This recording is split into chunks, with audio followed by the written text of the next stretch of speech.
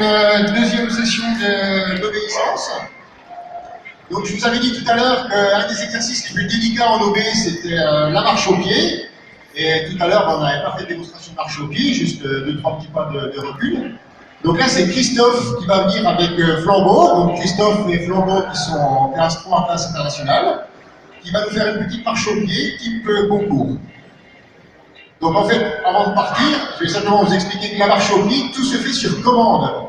Donc le maître et le chien doivent être très concentrés l'un avec l'autre, et ils doivent être suffisamment concentrés pour écouter les directives du commissaire, on appelle ça un commissaire, qui va dire exactement ce que doit faire le maître avec son chien. Donc là aujourd'hui, c'est moi qui vais faire le commissaire avec le micro, donc c'est pas très facile pour le conducteur, mais bon. On est parti? Allez, pas normal, départ. À gauche. Un arrêt. Recul. Un arrêt. Un normal, départ. À droite.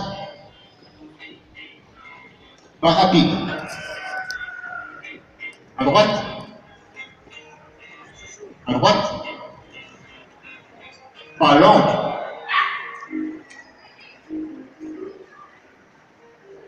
Pas normal. Demi-tour. À gauche. Un arrêt. 2 pas à gauche. 2 pas à droite. Quart à gauche. Quart à droite.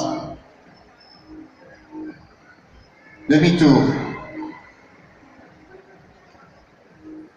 Pas normal, départ. À gauche. Demi-tour. Un arrêt. Et on s'arrête là. Vous avez travaillé. Alors on pourrait continuer, hein, mais bon.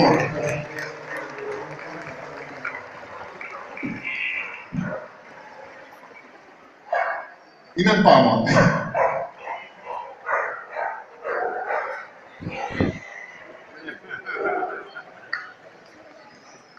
Alors tout à l'heure, on vous avait montré le rapport d'objet, on avait eu un petit peu de mal. Et bien maintenant, on va poursuivre les exercices donc en classe 3, classe internationale, où maintenant, on va distribuer plusieurs objets, et on va demander au chien d'aller chercher un objet qui est soit à gauche, soit à droite. Ça, pendant le concours, le maître ne sait pas ce qui va se passer. Donc on va monter le directionnel. Qui va nous montrer ça. Alors c'est un exercice de classe 3 alors que Coralie est encore en classe 1. Ah non, c'est pas Coralie, pardon. C'est Florence qui, elle, est en classe 3 avec Gange. Donc le but de l'exercice, c'est d'envoyer le chien sur un cône qui a une dizaine de mètres et ensuite d'aller chercher son haltère. Donc là, on a choisi l'haltère côté gauche. Alors ça peut paraître bête, mais le chien il est tellement content d'aller chercher son haltère que déjà de l'envoyer sur un cône se bloquer, c'est un petit peu quelque chose qui va le perturber. Je vous laisse faire.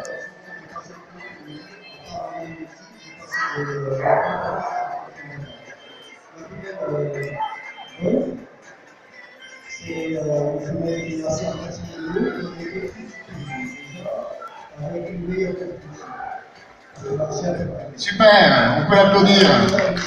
Donc vous avez vu le chien comme il est pressé, il faut le bloquer parce qu'il a tellement envie d'aller chercher ses haltères. Il faut savoir qu'en concours, on va chercher ses haltères soit à droite, soit à gauche, et jamais celui du milieu. Donc maintenant, on va monter le carré. Donc tout à l'heure, on avait fait une petite démonstration du carré en classe 1 où on envoie le chien à environ une quinzaine de mètres se coucher dans un carré de 3 mètres sur 3. En classe internationale, le carré se trouve à 25 mètres, 23 mètres pour être précis.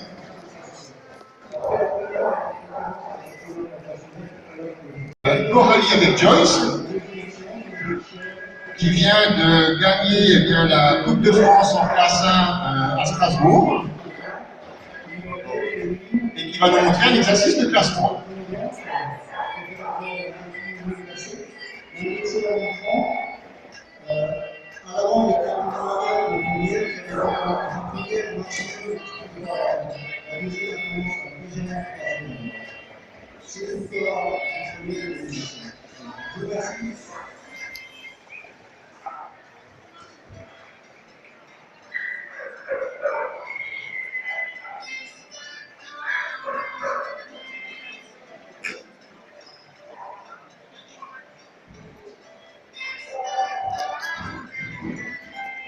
Alors là, le but de l'exercice, il faut imaginer que pendant 1, 2, 3 ans, vous avez dressé votre chien à aller directement dans le carré qui est son endroit magique.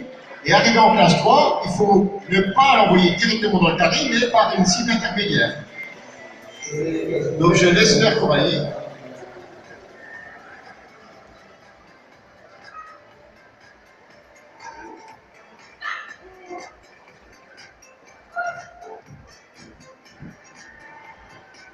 Magnifique commande à distance. Elle se faisait un petit peu de soucis, c'est la première fois qu'elle est à l'intérieur. Visiblement, tout se passe très bien.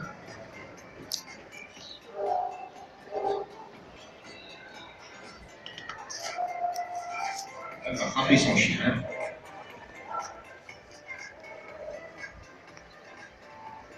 Je crois qu'on peut l'applaudir quand même.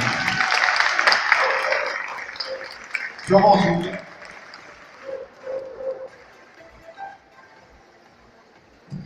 Et bien voilà, il y a Florence qui va aussi essayer. Avec la cible.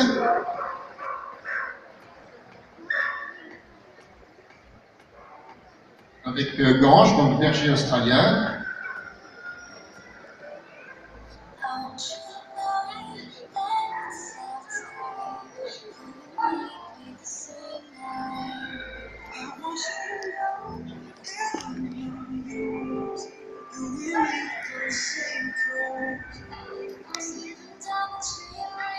Super. Donc le chien a le droit de toucher la ligne, mais n'a pas le droit de la dépasser. Mais il ne la touche même pas. Il n'y a que la queue qui peut dépasser.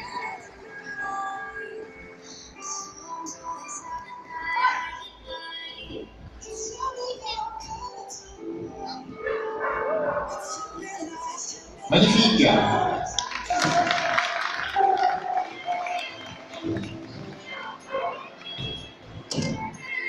On va travailler les blocages, on va enlever le carré.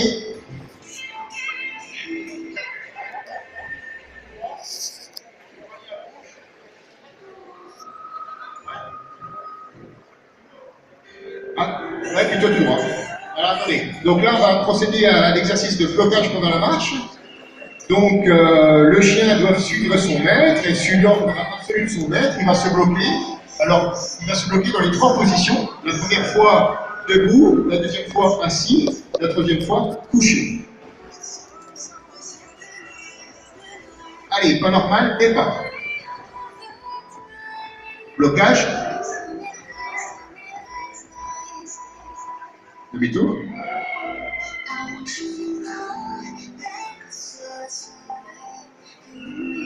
Demi-tour.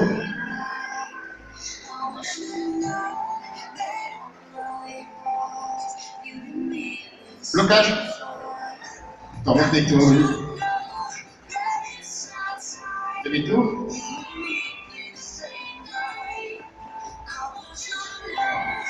Demi-tour.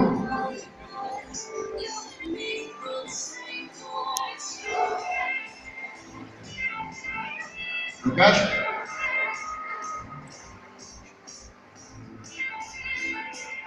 Demi-tour.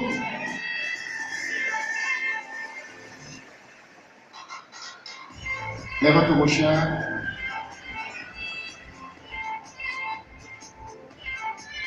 Et on arrête. Super. Désolé pour les demi-tours, mais j'arrive pas à avoir les trois en même temps.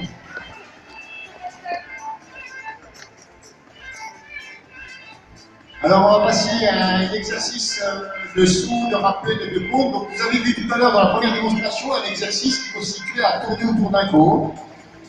Vous avez vu des exercices de rapport d'objets, vous avez vu des exercices de saut. Et bien, en classe 3, il existe un dernier exercice où on mélange un petit peu tout ça.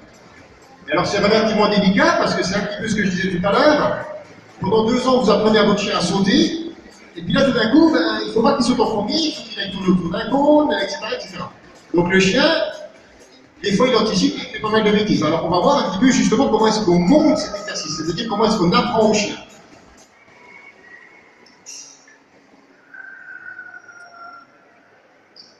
Alors ce qu'il faut savoir, c'est que en obéissance, en fait, l'apprentissage, on décortique chaque exercice en maillons. Tout à l'heure, vous avez vu le rappel. Le rappel, c'est pas un exercice. C'est en fait 4 ou 5 exercices différents. Je suis là avec mon chien, il est au pied, je le mets couché, pas bouger, ça fait déjà 2 exercices. Ensuite, je m'en vais, je le rappelle, mon chien vient, c'est un 3e exercice. Et ensuite, il vient se remettre à mon pied, c'est un 4e exercice. On appelle ça des maillons. Et quand on travaille, on apprend maillon par maillon, et de temps en temps, eh bien, on emploie tout. Donc là, le but de l'exercice, c'est d'envoyer un chien tourner autour d'un cône qui a une vingtaine de mètres, le stopper après le cône, en position assis debout couché, ensuite de refaire revenir le chien, de prendre un haltère, de sauter et de rapporter l'haltère au maître. Alors pour apprendre ça, ben, la première chose, c'est qu'on va lui apprendre à tourner autour du cône sans s'occuper de ce qu'il y a autour de lui. Parce qu'il a tellement envie d'aller manger des haltères ou d'aller sauter, alors que la première chose qu'il doit faire, c'est tourner autour du cône. Premier maillon. Voilà, très bien. On le refait une fois?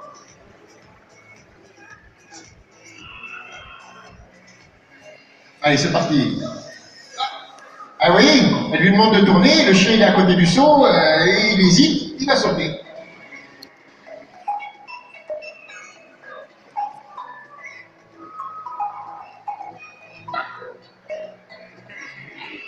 Deuxième maillon, donc on lui apprend à tourner autour du cône et à le stopper tout de suite après son tourne.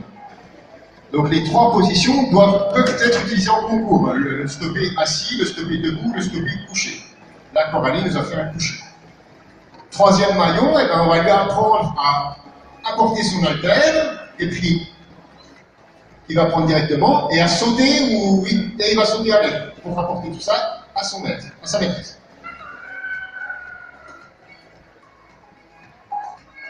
Voilà, encore un maillon.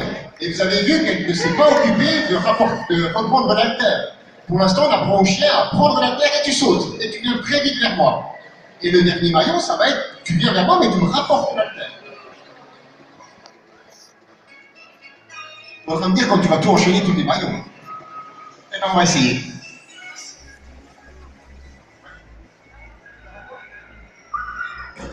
Alors, c'est une première, hein. On essaye tout. Il faut voir qu'à l'entraînement, en fait, on essaye rarement tout. On travaille un maillon, puis ensuite le deuxième, etc. Il ne faut pas montrer des haltères au chien.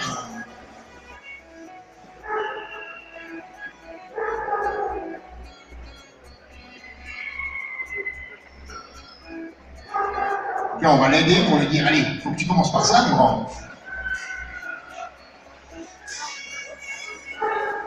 Voilà, là, la chaîne est un petit peu perdue, elle hésite. Alors, on va l'aider, c'est pas la peine de la mettre en difficulté.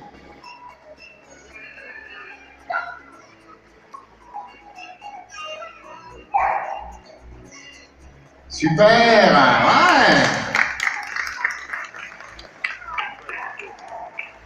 Bon, ben encore un petit peu de travail, mais c'est en bonne voie, voilà. Florence, tu...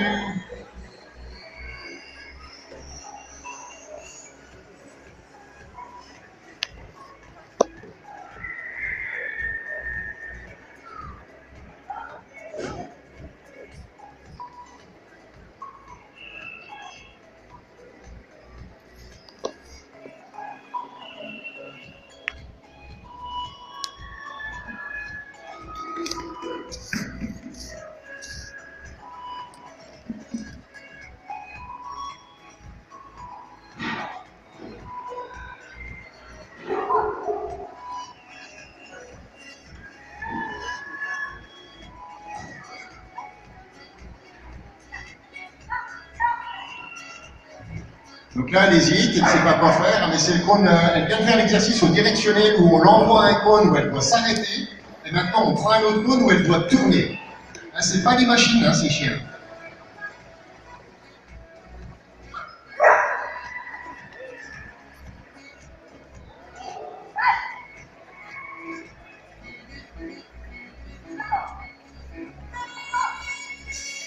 Super. Et là, remise au pied, jusqu'au bout. Alors, ce qu'il faut voir, c'est que quand on court, en fait, vous envoyez votre chien, il tourne autour du cône, vous le bloquez autour du cône, et le commissaire vient vous voir en vous disant bah, tiens, tu prends la terre de gauche, ou tu prends la terre de droite. Et le conducteur ne sait pas au départ quelle terre il va prendre. Alors Christophe avec Flambeau, ben, Christophe qui est en convalescence parce qu'il s'est un petit peu fait mal à l'épaule, alors Flambeau, ça fait un bout de temps qu'il n'a pas travaillé, mais il ne demande que ça. Ah ouais, il est content, il aboie, ça y est.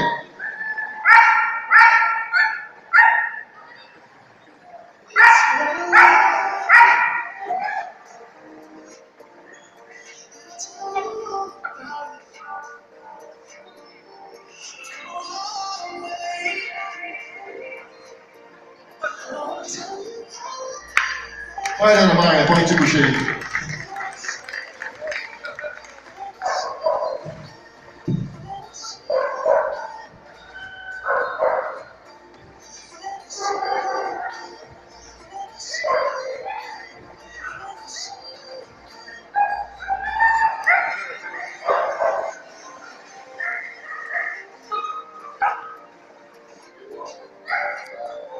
Il avait très méchant en plus, hein. Super, Flambeau.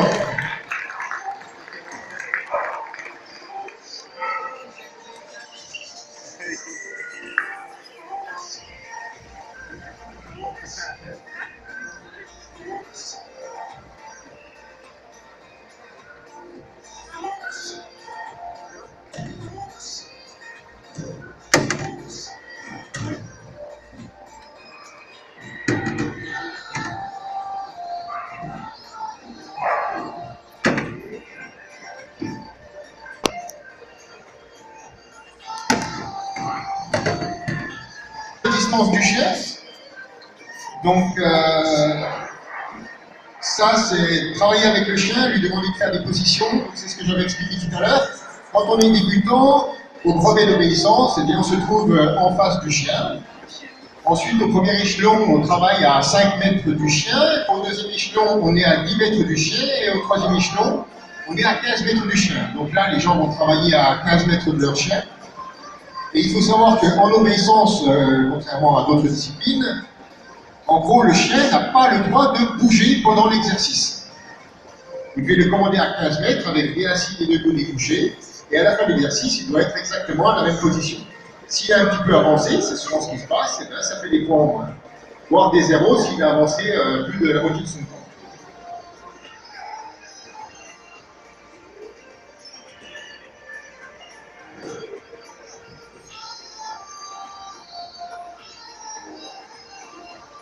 Chien en A. D.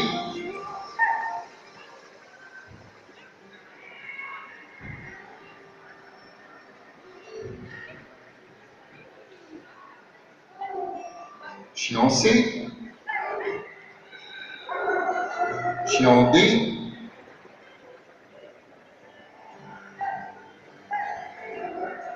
Chien en A. Chien en D, chien en C, retour au chien.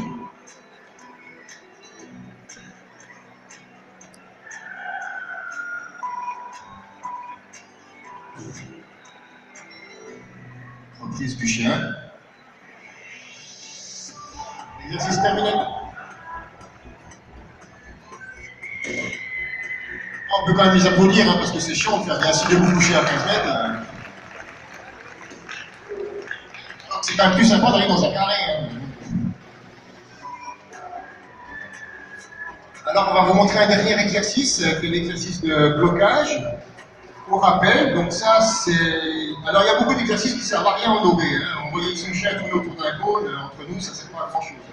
Le blocage au rappel, ça par contre, ça sert à quelque chose. Vous êtes en train de traverser la route, votre chien est dans un champ, vous le rappelez, il y a une voiture qui arrive à fond, il faut le bloquer avant qu'il traverse la route, sinon il n'y a plus de chien. Alors on va déjà faire un premier appel simple, comme en classe 2. Un blocage. Allons.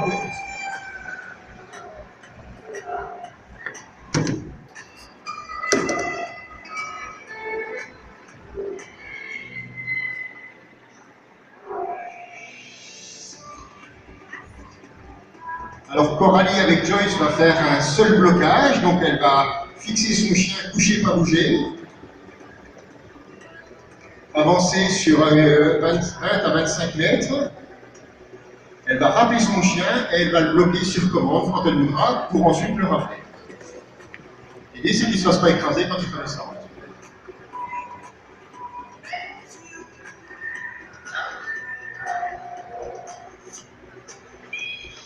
Oh, ben il ne s'est pas fait écraser. Là. Alors, ce qu'il faut voir, c'est qu'en concours, on demande au chien d'aller super vite au premier rappel et d'aller super vite au deuxième rappel. Et il faut vous mettre à la place du chien, c'est-à-dire qu'on lui apprend à courir vite et on lui apprend à se bloquer. Un chien, c'est pas bête, hein. Au bout de 3 fois, il va se dire oh, ben, c'est pas la peine que je me presse parce qu'elle veut tout arrêter. Donc là, Florence, elle va faire 2 blocages successifs, le premier debout et le deuxième couché.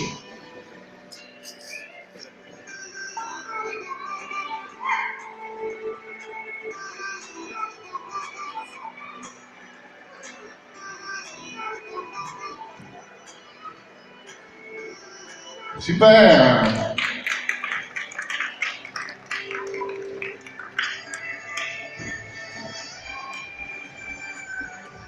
Ah bon, on va s'arrêter là.